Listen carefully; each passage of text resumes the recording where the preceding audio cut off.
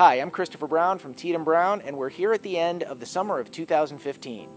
Unfortunately, it has not been a very good summer for home lawns. It's been incredibly hot and incredibly dry.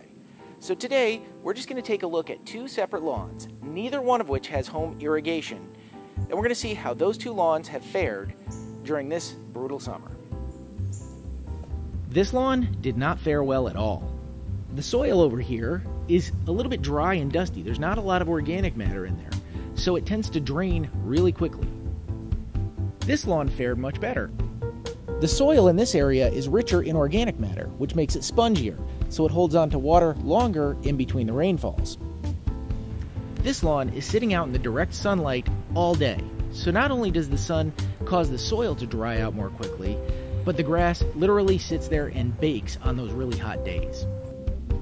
This area has a fantastic mix of sun and shade, so while it does get some direct sunlight, the shade comes in and cools it off so it doesn't bake in the sun for too long. The lawn in this area is also at a higher elevation, so when the rain does come, it drains off more quickly.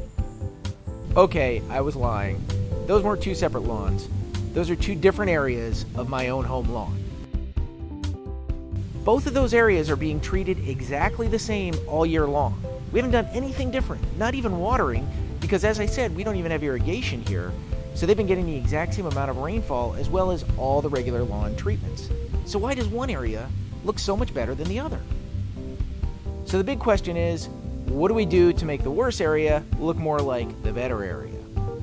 Well, as I mentioned, there's three different factors playing into making one area bad and the other one pretty good. Number one is the soil, the organic matter content in the soil, which is holding on to a lot of the water. Now, this could actually be fixed one of two ways. Either A, you can add more organic matter into the poor area, which will help it in the long run, or you can get automatic sprinklers and irrigation systems so it doesn't maybe need quite as much organic matter because you're adding water as needed. We can actually help with the organic matter by adding leaf compost to your soil. That helps give it that spongy sort of potting soil feel to it and allows it to hold on to water much longer than it otherwise would. The second issue is the sun versus shade problem.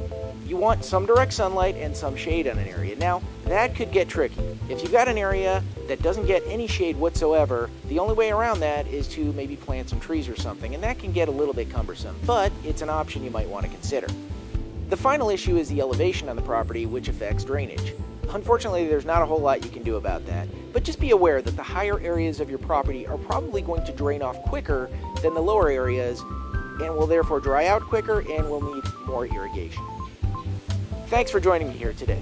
You can find more helpful tips like this at teedandbrown.com.